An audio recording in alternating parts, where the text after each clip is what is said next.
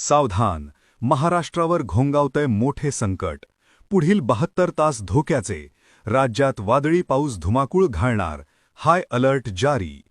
राज्यात एका बाजूला उष्णतेचा पारा 45 अंशावर गेला असतानाच आता हवामान विभागाने धडकी भरवणारा हवामान अंदाज वर्तवला आहे. आज दुपारनंतर राज्याच्या अनेक भागात वादळी पावसाला सुरुवात होणार आहे. पुढील 72 तास राज्यासाठी अत्यंत धोकादायक ठरण्याची शक्यता आहे. हवामान विभागाने राज्यातील अनेक जिल्ह्यांना येलो अलर्ट जारी केला आहे.